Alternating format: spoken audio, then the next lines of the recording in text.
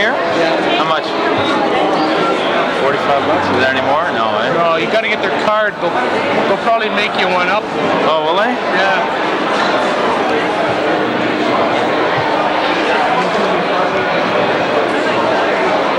It's okay.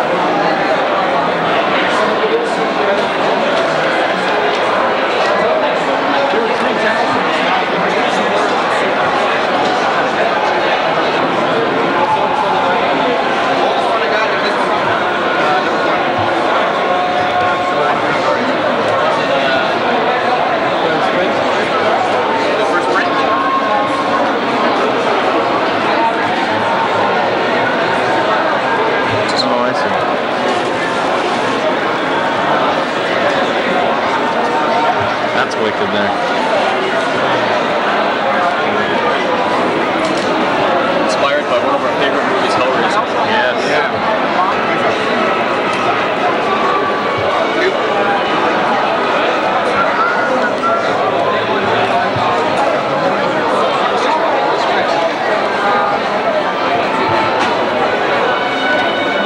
There he is. James.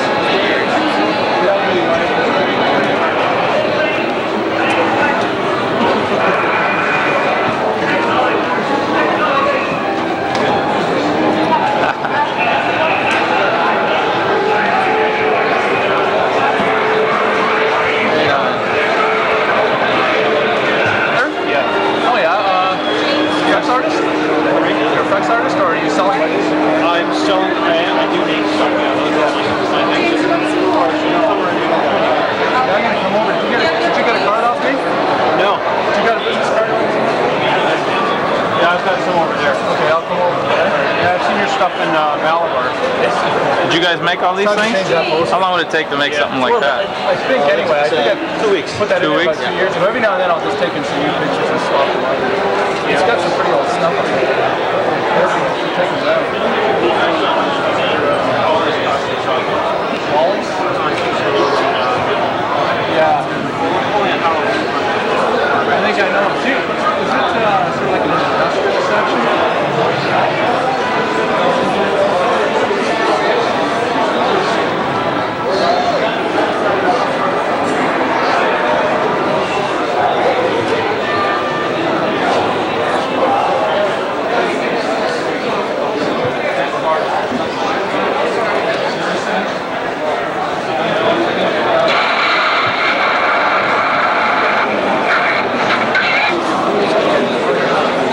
Does that remote work on something?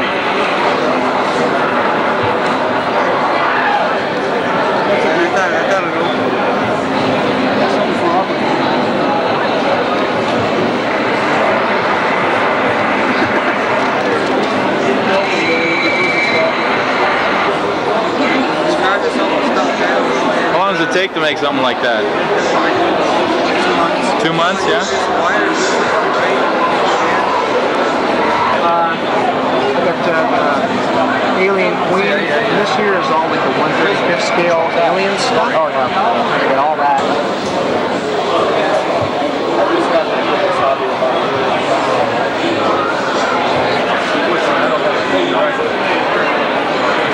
You got a pen there, pal?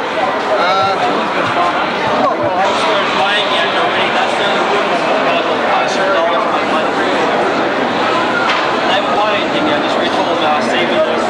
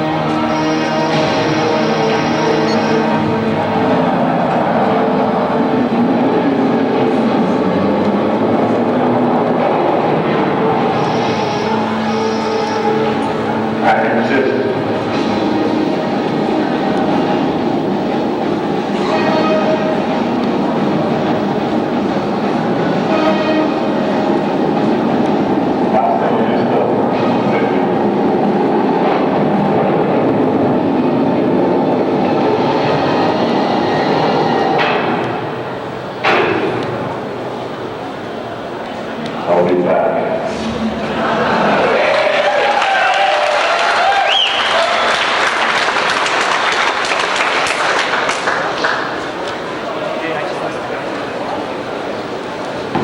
We have the original teaser for T2.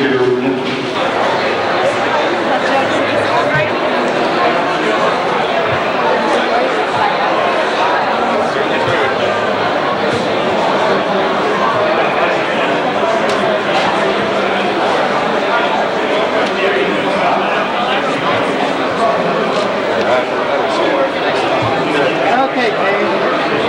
Real quick, Will. Nice one. That's good.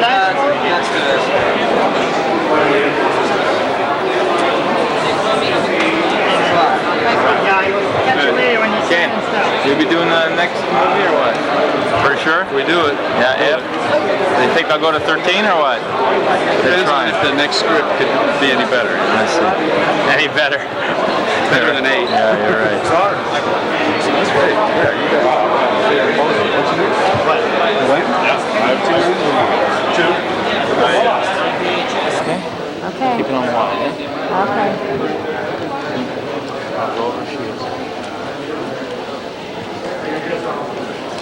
There. That's fine.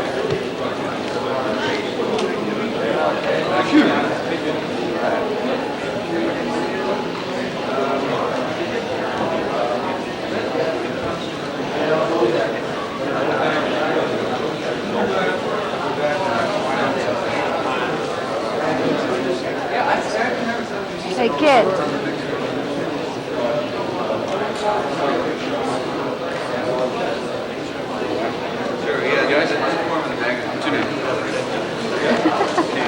Did you get it? Kane Hodder, Joe. Have them custom frame it. Oh, okay, was it focused? Did you notice? Right? So have them custom frame it and we'll hang it.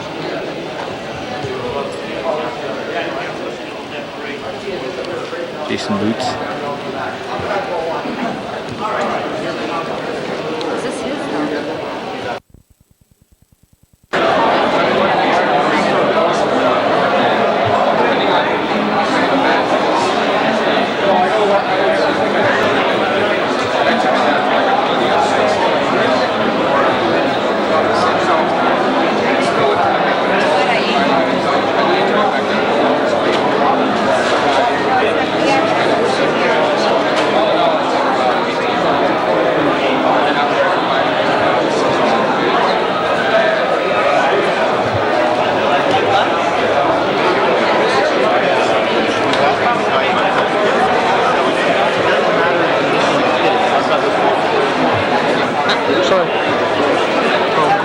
Sign a release now. I got a creature from the Black Lagoon up there that looks great. Yeah, I saw it. Get some coverage on it. Oh, I know. Yeah, sorry.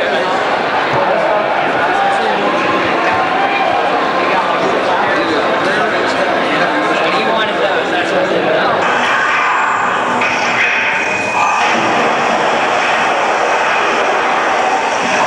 That brings us up to a mandatory scene in one of these movies.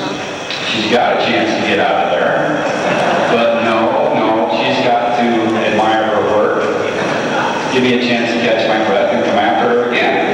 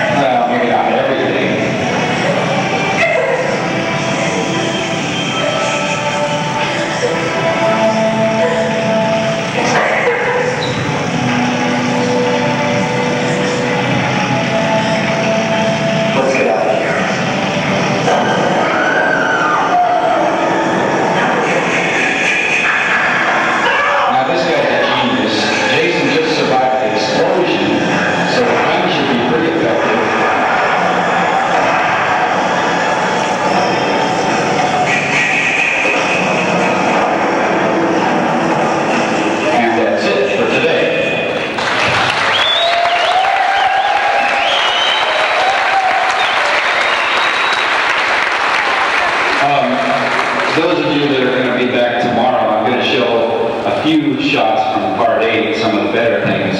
Obviously not quite as many, but because I think 7 was a lot better. Since the reason I actually got the part was because I've done stunts in movies and TV for 14 years, and I had done a movie called Prison, and I played the killer in that one and did some heavy makeup with John Beekler, and that's why when he got the directing job, he wanted to have me play the part. I'm very glad he did. And we worked together quite a bit since then. Anybody have any questions about anything right now? Yeah. In the union,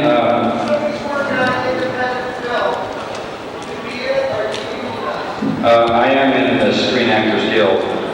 With stunts, you have to be in the guild, and obviously with acting. So yeah, there is that union. Still, independent films do use union people if they're a signatory. But yeah, in order to do anything in LA, you have to be in the union. Yeah. How do I prepare for the role? Well, you may have read some things before. I kind of do a lot of psyching up type things before a violent scene, before a kill or anything crashing through a wall or something. I always keep the mask on to keep in character, and just before we shoot something, I might be pacing around, I may punch the wall, kick the wall, maybe hit my head into the wall. Yes, I know, it's very method. It kind of works, and I do a lot of like growling and stuff, and that helps me get into the character more, but then at the same time, the actor who I'm about to kill or do a scene with is watching me thinking this guy's really nuts, and they get a little nervous right there anyway, and it helps their acting. They thank me for it later, so it works both ways. Yeah. Whole beard, so it looks a lot different. It's a real heavy beard, and I was the scene with there's all the guys playing cards and the guys in the living room. It's there. Seagal, well, his martial arts are a style that isn't really conducive to keeping, that you have to keep in total physical shape. He's in good shape, but you're right, he isn't like real muscular or anything like some of the other guys like Van Damme and stuff. But his style is very, very effective. He has kind of an ongoing thing that he says that no stuntman could ever get the jump on. I mean, we've tried a bunch of times and he's right. So, but his style isn't real flashy with a lot of kicks or anything, so you don't have to be in top shape for it, but it's still real effective. Yeah, Jerry.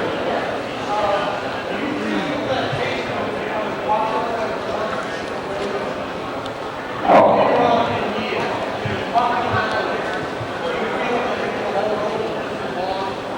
I think so, only because Jason's been around a long time, and I think because of that, just the fact that there's so many movies with the character, I think it'll have a longevity, maybe not of really, hardcore fans, but it'll always be remembered the character, I'm sure, just like Freddy will too, and even Michael Myers. Yeah, I think so. Yeah.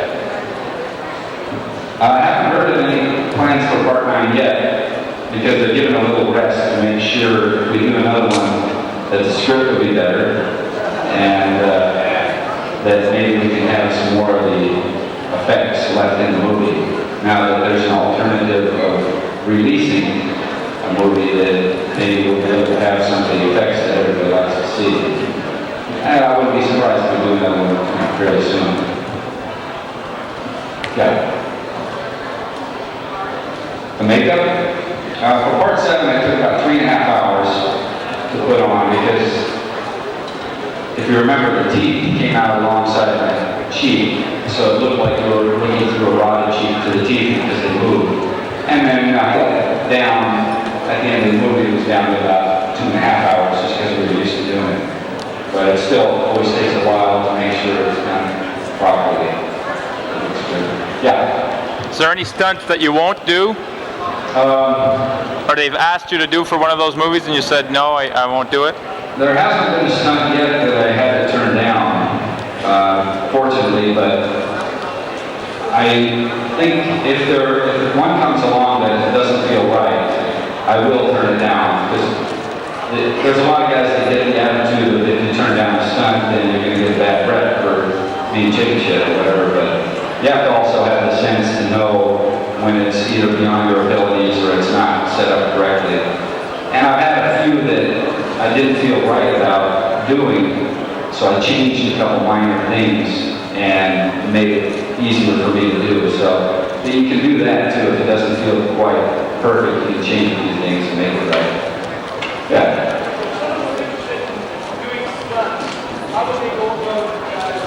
It's a perfect kind of acting part for me. Yeah.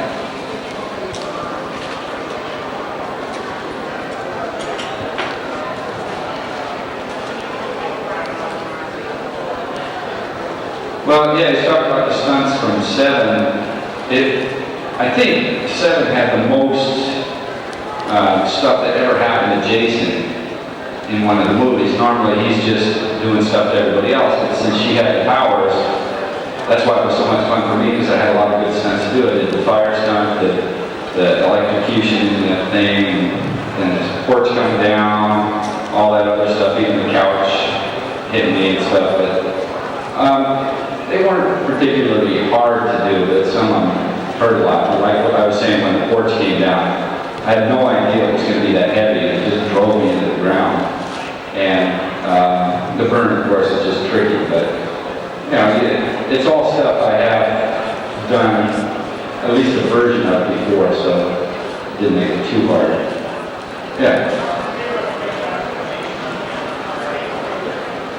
An explanation on the end of part A, I have no idea what that was. I didn't like it from the beginning when I first read the script, and I never did like it when we shot it, and I don't like how it was. I'm hoping maybe it was some kind of dream, so we don't have to worry about that part if we're going to do a 9, because that's going to be pretty hard to figure out how to get Jason back to normal size instead of a kid. But I really, there's various theories, but I have no idea. I didn't like it. Way back there. My least favorite, I think, was part 5. I didn't like it because they just didn't seem to have any effects left in, and I don't know, it didn't do much for me, really. Yes, right next to him.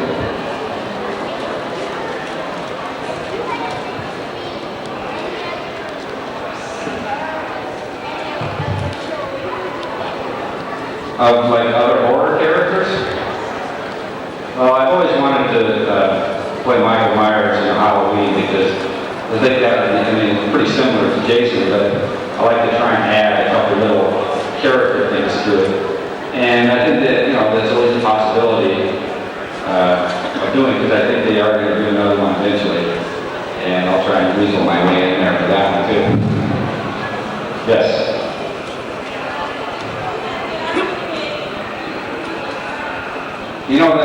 I've always heard that they were going to try and make 13, but 8 kind of stopped the momentum a little bit. So it's hard to say. It depends on if we do a 9 and how good it's going to be. I'd like to have a hand in producing like a 9th one, because I think we could do a really good job if we just got Jason back to serious violence.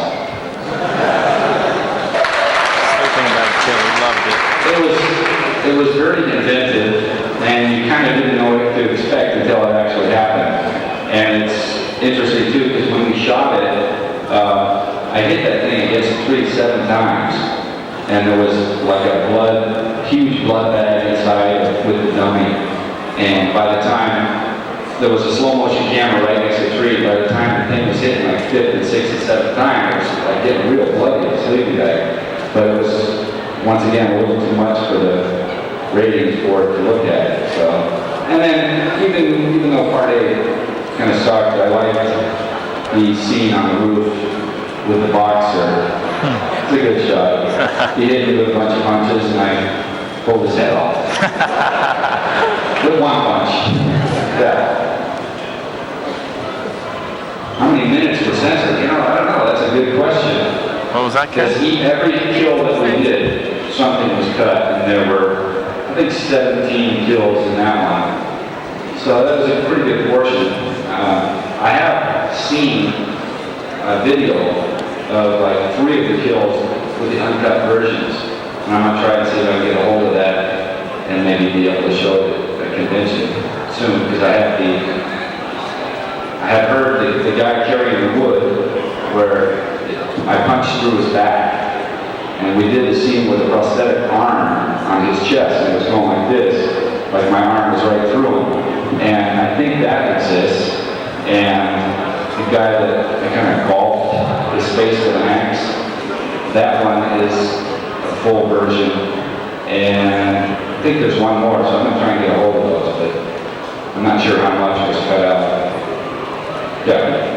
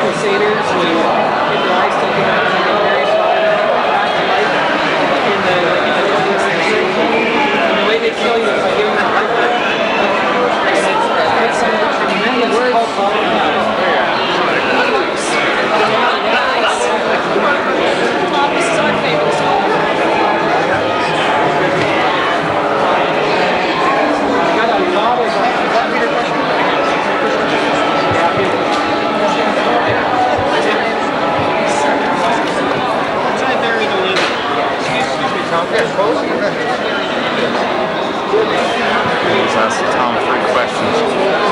First one I asked him was about blood-sucking throws in Pittsburgh. He said it was done a long time ago. I asked him if he's going to be back on Letterman.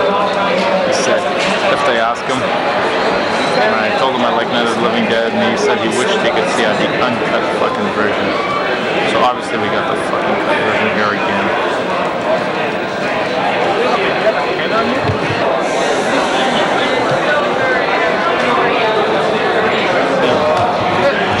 They're trying to get in good. Not yet. Right here. Yeah.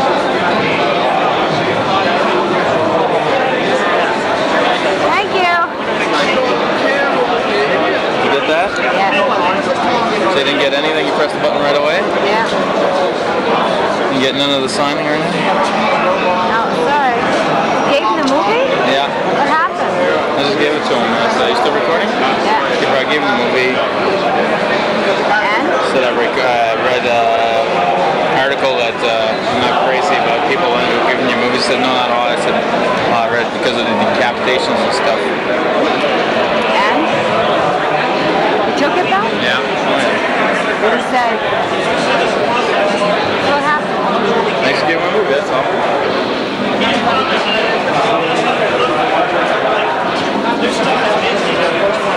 Okay, can I see how much you got?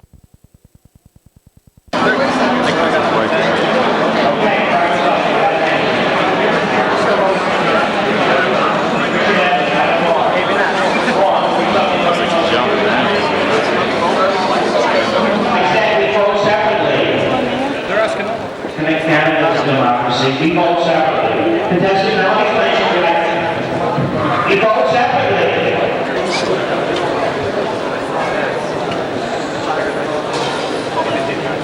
The Fangoria Horror Weekend Show. Okay, for our intro of our next guest, please join me once again welcoming the editor of Fangoria, Tony Tenn.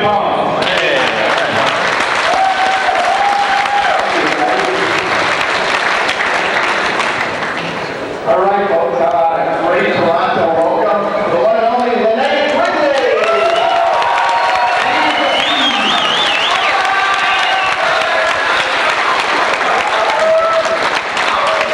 Sorry, we're going to look at dozens of other conflicts. Linnea, yeah. Thank you, Tony.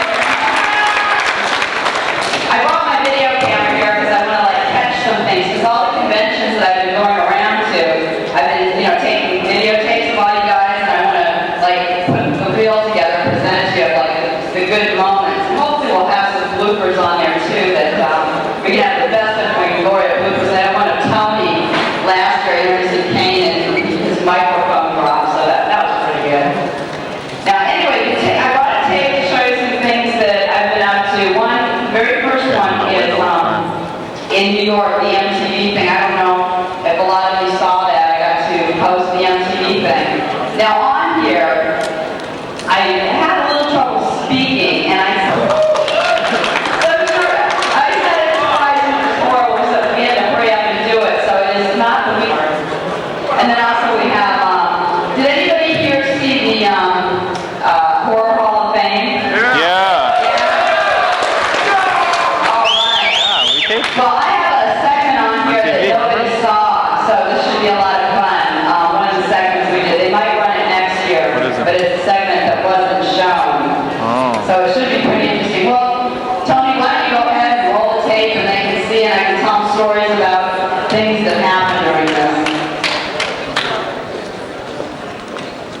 Oh, nice heading my way though.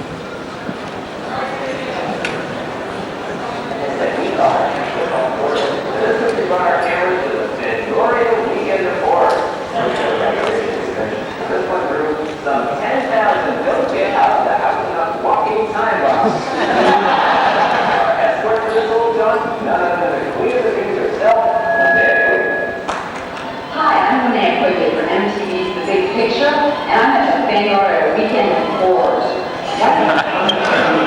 He lurks behind this door, maybe evil. Come on.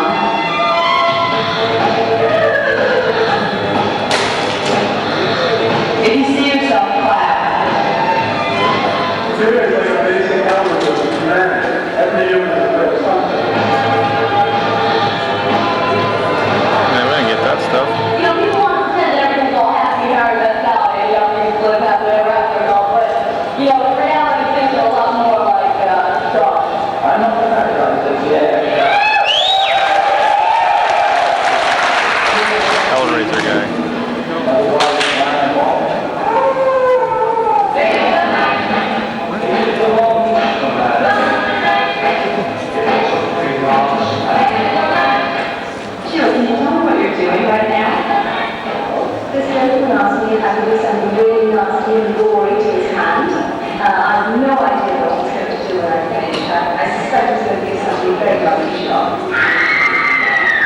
your most requested gruesome type of thing to do today? People seem to want to put the glass embedded in their heads and embedded in their arms, embedded in their cheeks. I'm so going to find today's last day like it is.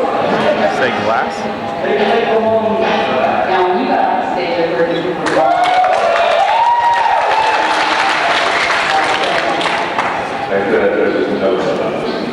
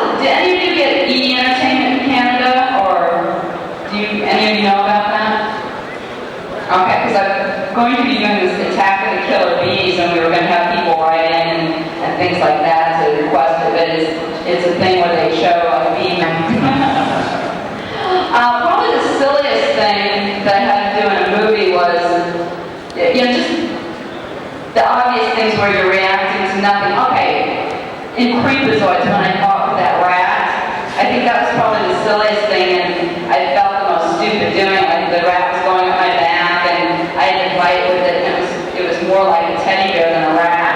You know, just pretending that it was like this vicious creature. That was probably the silliest to do, I would think, that I've ever done. My first movie? Is that what you said? The very, very first movie I did where I had some lines in it was Fairy Tales, which was Charlie Van before it became Empire. He had that thing, and so that was my very, very first movie. You've done a couple of movies with Ginger that are good friends. Are you talking about that, or it was just a movie and that's it? Yeah, it was just a movie, and that was it. Any plans for Vice Academy 3? You know what? I didn't do it because I really didn't want to do it, but they just did Vice Academy 3. Was Ginger Lynn in it? Yeah, Ginger's in it. You know, Liz Caton. Yeah. Liz Caton is in it. Julia Parton, who's Dolly Parton's cousin or something like that, you know, is in it. And I think that's about all. The regular characters like Miss Devonshire aren't there, and a lot of other people aren't there. But they just made it. The prison is going to put it in. What's your next one? What's your next movie?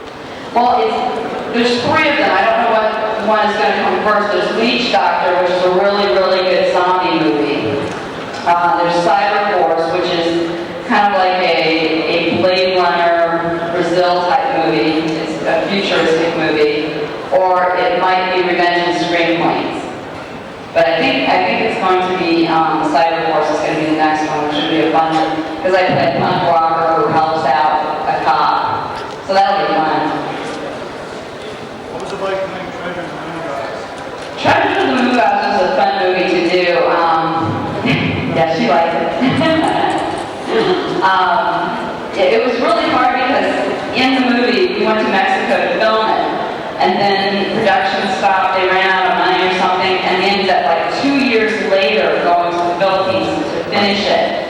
And, you know, people change in the way they look and you know, just the clothes and everything that you're wearing. So we had to do a lot of scenes where we're walking out of one scene 2 years ago.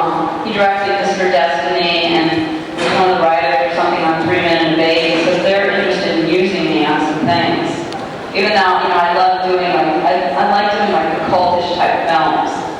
Those are a lot of fun to do, and I like those. But it would be great to do something for Disney and that too. I like doing that. The most physically demanding thing I ever had to do, probably when I had to run a lot, you know, to get away from people. And the fight in Creepazoids was kind of hard too. That was like a hard fight to do. And, well, in Return of the Living Dead, that was physically hard only because of the situation of me being in the rain and working all night long and my body adjusting to the time change. That was very hard to do. So I was very exhausted from that. That was hard. What's the most physically exhausting thing you've done? Oh, we can't say it. Okay. Well, it's funny. It was really funny. Right before I was coming down here, the maid came to the room, and so I was like, I was wearing this, and I opened the door, and she kind of looked at me strange, and I was saying, "Do you have an extra pillow?" And she's like, "Oh, gee, I'll come back later." I think she was thinking I was into something weird.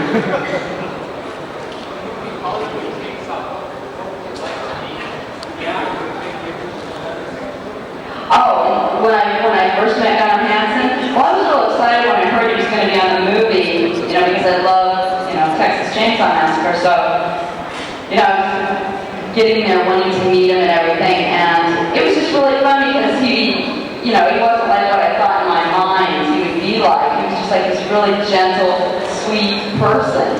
And so it was really fun to meet him. He was great to work with.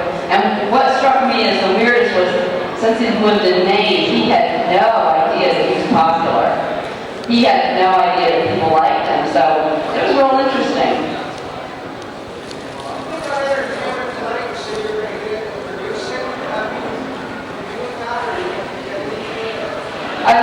more producing. I co-produced a couple movies, which was Murder Weapon and The Girl I Want. And I co-produced those two, and I'd like to do a lot more of that. Eat them, but I didn't exactly, like them that well. Fun to play like the tough punk. That's like my favorite role to play because, it's really fun. It's kind of boring to play the sweet little girl or anything like that. Even though it was fun doing like working with Linda Blair in Savage Streets, and I got to play the sweet little sister, But it's a lot more fun to be the tough girl. I like it a lot more. You get to do things in life that you don't usually do. Have I ever what? In Canada? No, this is my very first time in Canada. I've never been here. So, I'd love to film up here. I think it would be really fun. The air is clear. Yeah, so hopefully something will,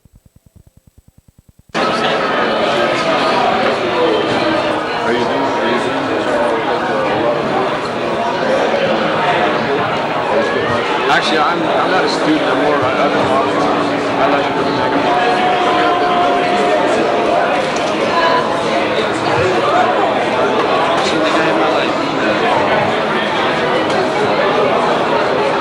Sanity in custody. There were regulations against four-letter words. There wasn't one in custody. But there was for somebody's company, a leg they saw.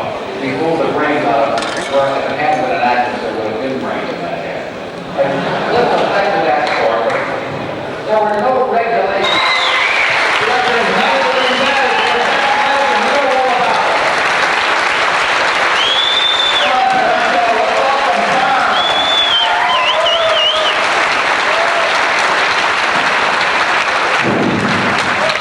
Can you hear me okay? Am I talking, you understand what I'm saying? Sometimes these kind of, warp your speech. Can you hear me okay? Back there? Hey? What am I talking about? Anybody, yeah. Oh, I thought you had your hand up. No? Yes. So, okay. Might as well up here, I was here 20 years ago. I did my second film up here, and it was called Oshawa then. It's Oshawa now. I think it was called Oshawa then because General Motors had a big plant there. It's like 30 miles from Toronto. See that place? Yeah, with the FD story, we did the range over there. It just froze my ass off up here, too. It's funny, because after Pittsburgh, we have, bicycles and cars on our lawns, and up here everybody has snowmobiles. That's one of my main memories from there. And of course, Young Street and Door Street. And how far is Niagara Falls from where we are now? Hour and a half. Hour and a half. Depends on what kind of car you have. Well, I don't think they won't cap it if it's an hour. Yeah, anybody have any questions? Yeah, right back there. What about the uncut version of Night of the Living Dead? The uncut version of Night of the Living Dead. Now, I wish, if you've seen the film, I wish that you could see the uncut version. It has falls here, it's a lot better than what was released. I would say about 40% of what I intended is in that film. But my hands were pretty much tied on that film. It was kind of a no-win situation with schedule and budget. I wish you could see the storyboards too. There's like 700 of them. It was a much different movie on paper than what we actually walked up with. But that seems to be the case with, talk to anybody who's directed a film. I think that's usually the case. Unless you have the luxury of zillions of dollars and take as long as you want to do everything you want. But anyway, the uncut version is about 20 seconds cut out. But to me, it's like a ballsy 20 seconds. It's pretty tame as far as the gore goes. I'm getting a lot of feedback on that. Most people expected a bloodbath. My name's on it, George Romero's name is on it. But I didn't want to enter the genre as a director on that level, on a pornographic level. In a lot of movies, splatter movies, they go into the close-up of the cutthroat or the bleeding, whatever. And just like in pornography, when they go into the close-up of the what shots. So that's why I'm calling it pornography. I didn't want to enter the genre on that level, but I did shoot stuff that I hope would satisfy people who want to see some more. But it's not in the film. It's not even video released, unfortunately. But that was out of my hands completely. I would have done something about it. There wasn't anybody in post-production fighting to keep that stuff in. I wasn't involved in the post-production in LA. They didn't find out for that. So if we could have thought, sometimes you resubmit stuff to the MPAA and just get tired of it. Oh, okay, we'll leave it in.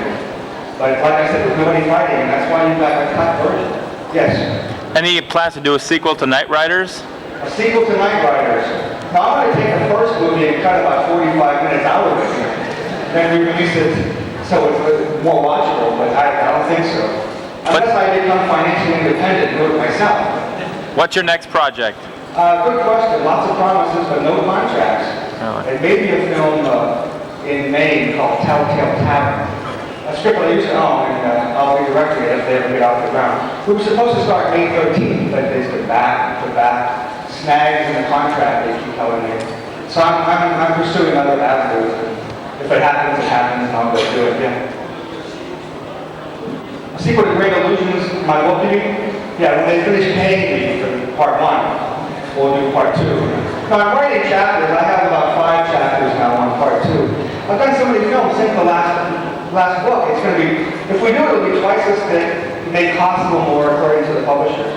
I asked them recently how much it would cost to just do it without looking for someone to finance it. About $12,000. So again, if I become financially independent, maybe I'll finance it myself because I really want to do the book.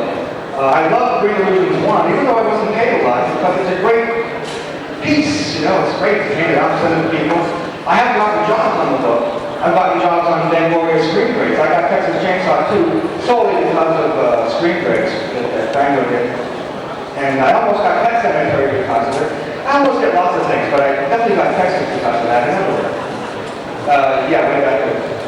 What do you think of the film Two Evil Eyes, and where is it? Where is Evil Eyes is a good question. I spoke to Dario a couple of days ago. He's either coming here to do his next film in October or coming back to Pittsburgh. He doesn't know. His money people are telling him it will be less expensive to shoot it here. So he has to make up his mind. But it'll be in October. I don't know what it is, but I'll be doing the effects on it. But Evil Eyes, I don't know. I keep hearing dates. Those dates come and they go, and there's no Evil Eyes anywhere. I see the posters for it. Don't know. What do you think of it? What is it like? Well, it's two movies. There's George's movie and Dario's movie. I keep hearing different things. Some people like George's segment better than Dario's, and some people like Dario better than George's. Dario is really, Dario is a visual stylist, and I like Dario's stuff. Have you seen Opera? You seen Opera? Yeah. Isn't that shot of the bullet with the thing in the middle? That's incredible. But he does some stuff like that in Evil Eyes. George's is kind of tame. George likes to keep on like a really Fred Zimmerman as a director, that kind of a level. It's pretty weird, it's kind of a weird story. Well, it's hard when you're involved with something to give like an opinion that would be something that you have to want an opinion because you're seeing it cold and unobjective. To me, it's difficult to do something like that. Yeah. Oh, sorry.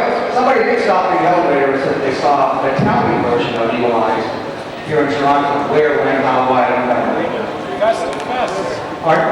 Festival of Festivals last year. They showed it here? Yeah. Well, wasn't Dario here? Yeah. Did he show? Yeah. Both? Oh. Well, those are kind of a confusing thing that happened. When George did his segment, he did what he always does, and that's to take music from other movies and put it in just for a showing, to put mood behind it, to give it some personality. And I understand that when it went to Italy, they kept that music in for a long time, very illegal. I think that's a little bit of a problem between George and Dario.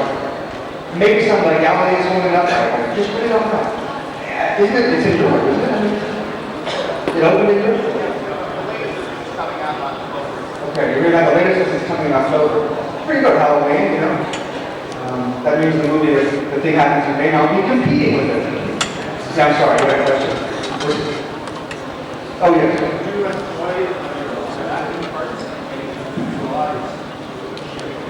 Oh, did you see it? Yeah, it was kind of short. played this maniacal, well, I forgot what the character's name was. It's right out of a Poe story called Bernice. His segment had a whole bunch of Poe stories in it. Yeah, I enjoyed that a lot. I felt for Dario. He took one look at me with his long hair and my face. You got to play smart. I almost played Harvey Keitel. I was trying to talk him into giving me Harvey's part before they cast it. We all sat at dinner and thought about who could play it. William Dafoe. We mentioned Harvey Keitel. Geez, what's this guy's name? The guy who played in Vice, Hollywood Vice. Yeah, we talked about him, but eventually they got Harvey Keitel to do it. Now, acting is the most difficult thing to do. And directing is hard, of course. Doing effects is very hard, long hours. But you go to the set, you do the thing, and you go. Directing, you're there from sun up to sundown. But acting is the most difficult thing to do because you have to draw on your sometimes unpleasant emotions. There's a movie called Heartstopper, which you'll never see, probably. But I had to play a cop whose daughter was molested a long time ago, and the cop is forever seeking revenge for that. But I didn't feel like being a guy I have a daughter, I didn't feel like pretending that my daughter was molested because I had to think that. I had to go to the set, and it's really difficult to, I had to cry, but I didn't want to think about that. That's what actors do. They have to think about and get into those unpleasant things sometimes. It's the most difficult thing. But I love doing it. Yeah. Pardon? How come that Mark will live again rather than dead? Well, George and I sat in Florida at his house talking about who we could bring back from the original characters. And he said nobody. And we thought about it and said, wait a minute. Barbara was never killed in the original film. You see her dragged out of the house, but you never see her killed. So he said, why don't we have her get some guns and go back and help these people? And that's how Barbara in the remake evolved. George wrote her, turned her into Sigourney Weaver. The original film was about Ben. It was Ben's story. But our remake was about Barbara. Like I said, she turned into Sigourney Weaver. It was George's idea in his script to live with it. I guess it was, I'm sure, that how in the first movie Ben was killed unjustified, they thought he was a zombie and they rubbed him out. I think in our remake, Harry took over that position. But you wanted Harry to die, you wanted Harry to die. And I don't know, I never have to work that question, but that's just the way you look at it. Anybody else? Yeah, good. Any word on what? Another dead movie. Well, I've seen George ask that question, and he said no. There's no dead movies in him. But you never know. That's the one thing about this business. It's the one thing that's absolutely for sure. Nothing is for sure. Okay? So who knows? Yeah. That was awesome. Thank you. Actually, there were some things to wear. That's perfect. I showed my nephew. He's like, totally different. He originally thought it was really good. He saw that really long. Screen breaks? No, I didn't have an ask you. Screen breaks is interesting that way. It's really bloody, gory. But if you took out the things that people watch that and say, they start watching it and they're a little afraid or because of the gore, but suddenly they're laughing. I don't know if they're laughing at me because I'm this silly jerk talking about cutting throats and heads off, or they're laughing at a release, but I think it does do that. It does diffuse people who go to movies and cover their eyes, no longer do that because now they know it's rubber and glue and plastic and what goes behind it.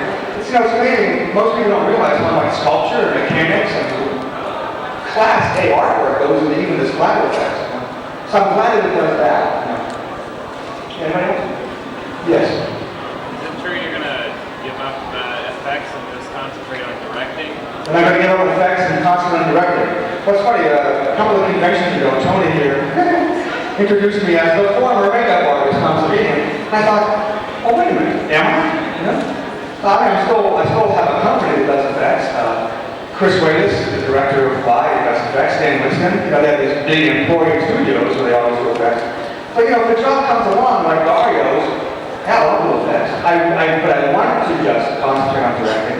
I used to come to these conventions with cases of toys to show. That was my value to come and show stuff, you know, answer questions, and make the stage all bloody by shooting a member of the audience with a suit rigged with squibs. Now it's just me, Tom, the director. So it's such a hassle. Yeah. Still keep in touch with Greg Nicotero. Oh yeah, I just talked to Greg a couple of days ago. In fact, if I do go to Maine and do and direct this film, I want to bring Greg in and maybe be my second unit director. He's been second unit directing for one of the Fangoria movies. Army? Yeah, Army. He's doing real well. They're doing Army of Darkness, Evil Dead 3.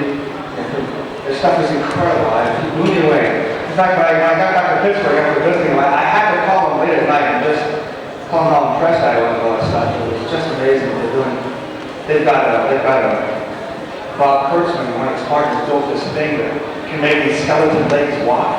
I looked at it, I covered my eyes to cover Bob and the workings. Just watched these feet, and all that's missing is the sound of skin flapping on the floor. It's beautiful.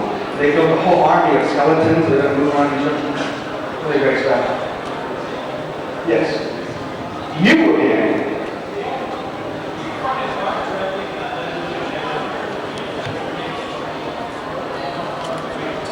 Did I find it hard directing night?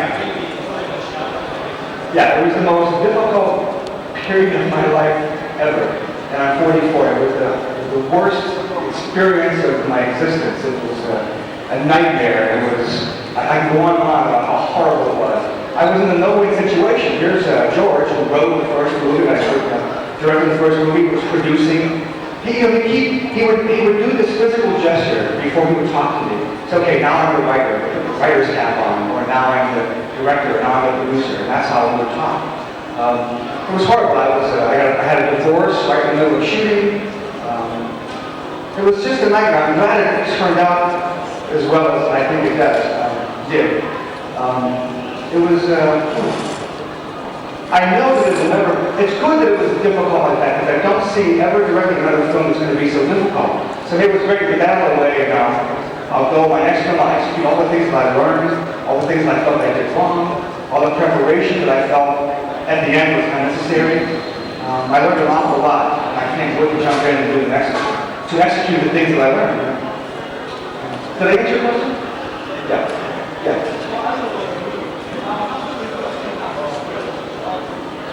No, well, I'd say it's mostly George's script. We sat around a lot and talked about things. I mentioned talking about Barber and how that evolved. There were things, I have more involvement with George when I'm doing effects. Like on David and Donna did. Our job was to sit around and think of ways to kill people. And he would, seriously. We used to say, well, how do we take a screwdriver and like jam it in some zombie's ear and walk up to George and tell him that? He would go, okay. Now, a couple hours later, we were doing it. Taking soda straws and making silver to make a tractable screwdriver and making blood pack. And it was actually John Harrison, the guy who directed Kills from the Dark Side movie, and a lot of great Kills from the Dark Side TV series, who was the guy who got the screwdriver here. But it wasn't like that on this film. It was George's script. He did say to me, use this script as a guide. Change what you want, do what you want with it. And that was a great attitude to have. And but time, like you see the last page of my book, time was really your enemy when there's money behind it. Anybody else? Yeah. Can you tell us anything about what it was like working on the Two Evil Eyes set of Dario? Oh, Dario. I'll work with Dario in a second for $5 if he asks me to. He's this insane little guy who is a volcano of the mind. He's like he's a 10-year-old kid. Geez, I can't say enough about Dario. There was some. Okay, I'll give you an example. If you've seen the film, the scene in the cemetery when the body is lying there, I supposedly pulled the teeth out of it. He wanted to have a black dress on it, and I had seen this beautiful white wedding gown that the costume lady had devised, and I really wanted the body to be in this white dress, but I didn't know Dario too well yet, and I wanted to approach him and ask him if he would just reconsider putting this white dress on instead of the black dress. And Mason said, okay, just like that. He was a real breeze to work with. Like I said, I love his style. I mean, he was doing things like there's a set of keys that falls off a railing, and he wanted to photograph the keys all the way down to the floor, and he did. He had this great guy and he pulled up that lever. Steady camera operator. What else? There's probably a million vignettes on Dario, but let me just suffice to say that I like his style. Yeah.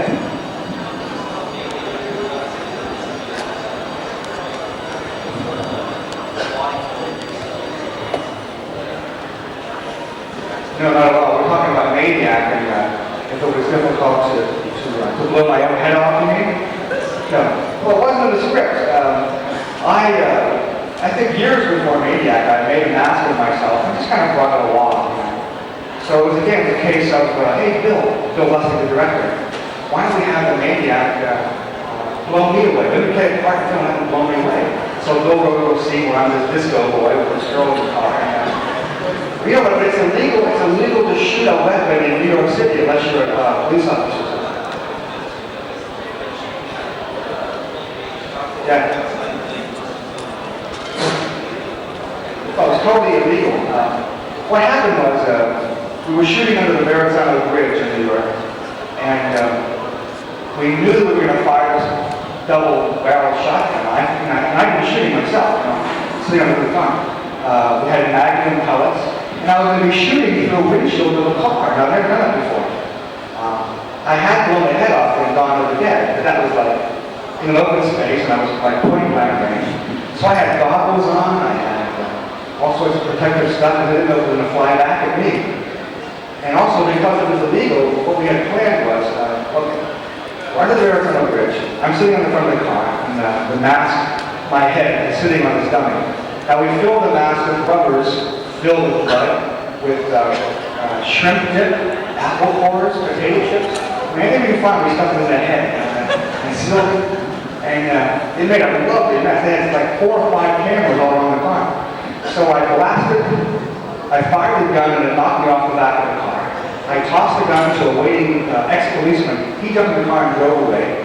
Within about 2 minutes, 2 or 3 minutes, we were gone. So if anybody did hear the shot and like drove out there, they wouldn't find anything because we were gone. The funny thing was, they 2 weeks later, they had to shoot the scene of the girl who gets the blood splashed against her face. So the car was stored in some garage. They brought the car out, and the stench was so bad because of all the, well, there actually was some animal guts in that head too. They delivered these intestines to the set. They were like dinosaur intestines.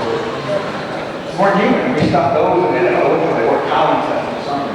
So it really was, we could not get inside the car because it stank so bad. So they dumped the car. Do you have a Diet Pepsi or anything? Would be terrific. Salsa to you? That's Kane. Have you had a good time?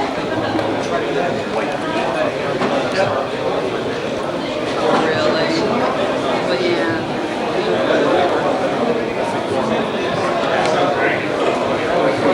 Yeah, we were trying to hope to get into the Toronto, so I just think that's like. Yeah, I'm going to get that.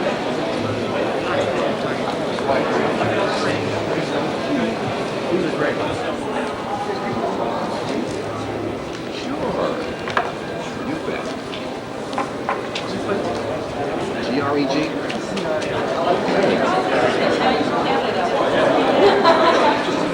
Okay, thank you. Hi.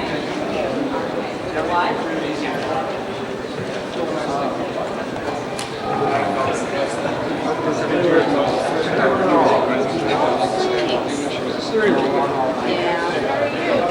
They're fun. How do you think I'm feeling now?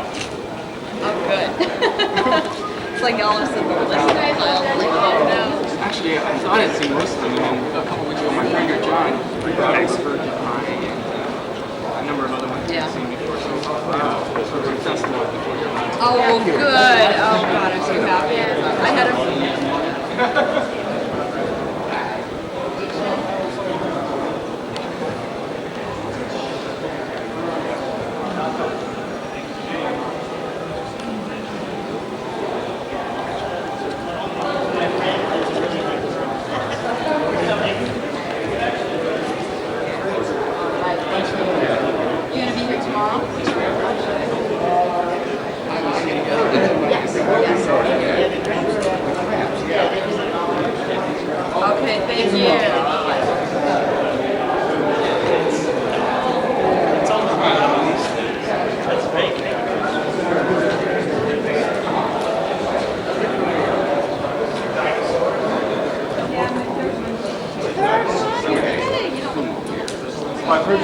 4-year-old and